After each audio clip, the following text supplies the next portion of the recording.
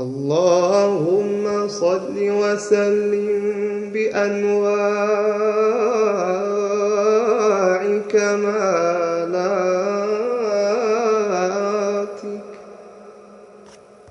في جميع تجلياتك على سيدنا ومولانا محمد أول الأنوار.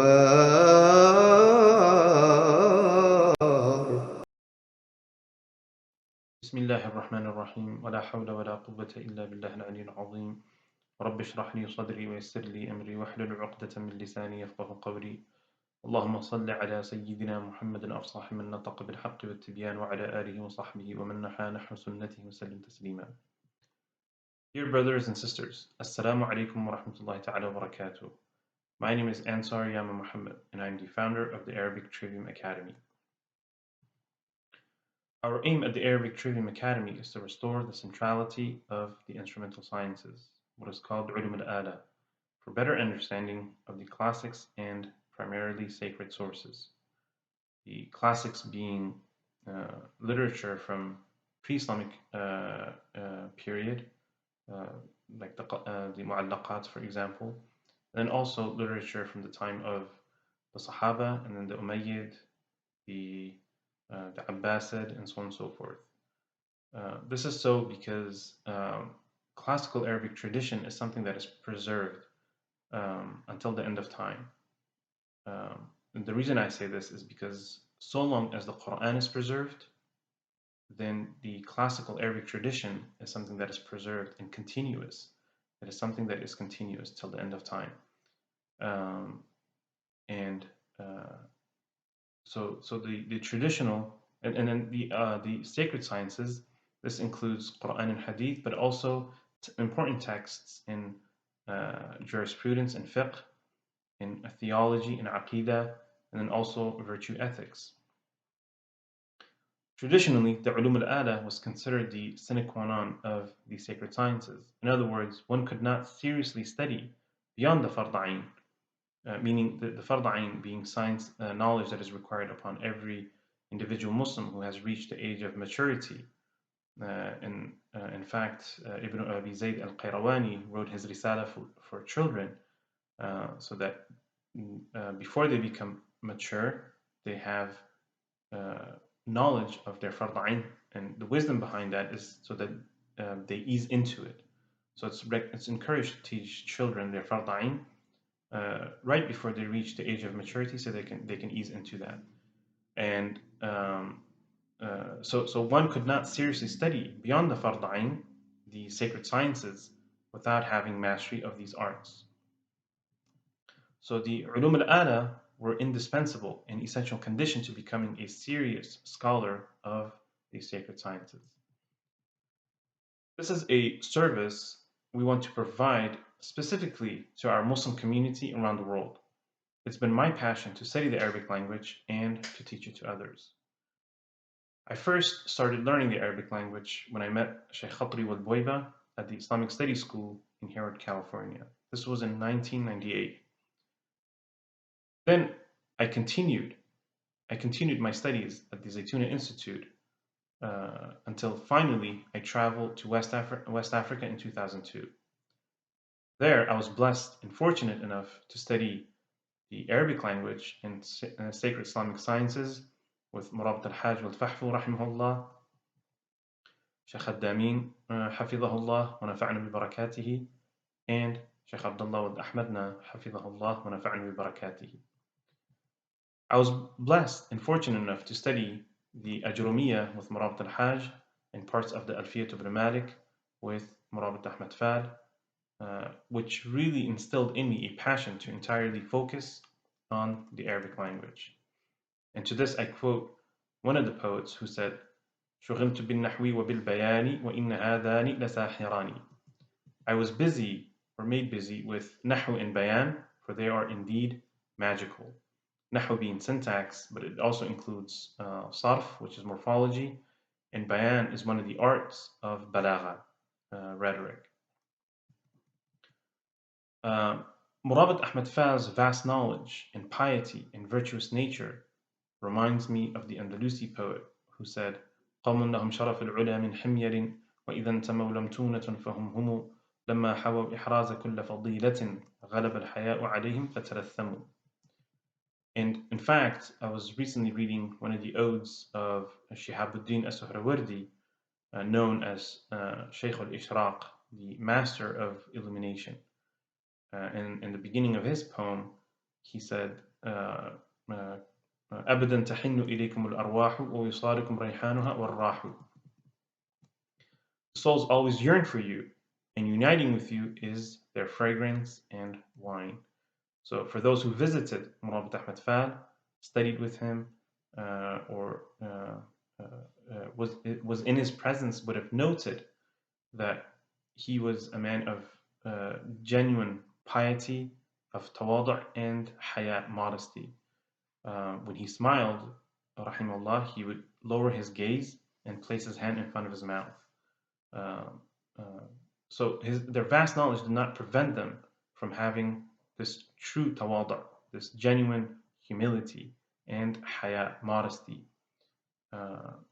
So although Mauritanians, the Shanaqata, were known for their vast knowledge, and Muhammad al-Mami, who versified the Mukhtasar Khalil, said, إن لم يكن شنقيط فيه زمزم فلهم في العلم أصل أقدم. Right? And for though Shinqit did not have the well of Zamzam, it is most ancient in possessing knowledge and having knowledge. You know, that knowledge was in the land of the land of Shinqit centuries ago.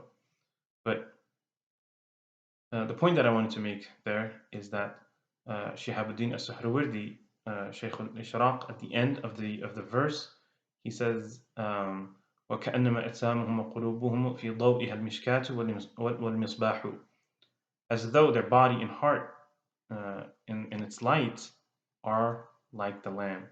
Right? So Murabit Ahmed Fal, rahimahullah, you know, again, for those who visited or studied with him, would have noted the light that was almost physical on his beautiful face.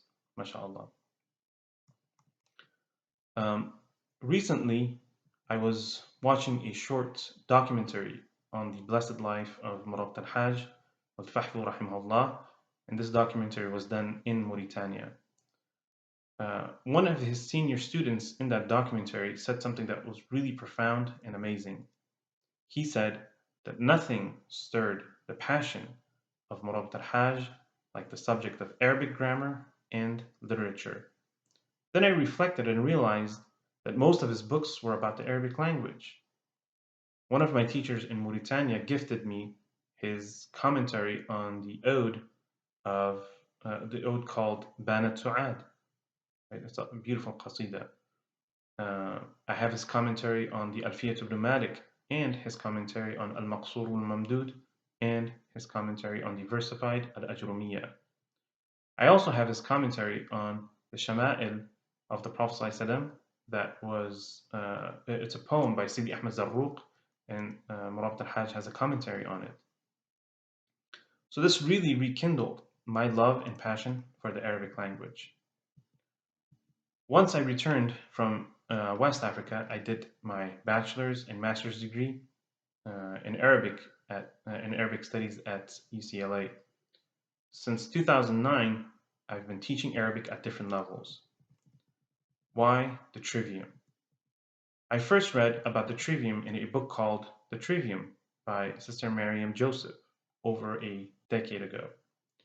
Later, I found it along with the Quadrivium in Ibn Khaldun's Muqaddimah. I was amazed that we have all these sciences and arts within our own tradition, yet it's been neglected far too long.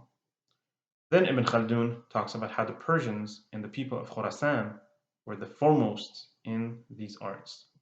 So the liberal arts are part of our tradition. هذه بضاعتنا ردت إلينا. This, our merchandise, is returned to us in full.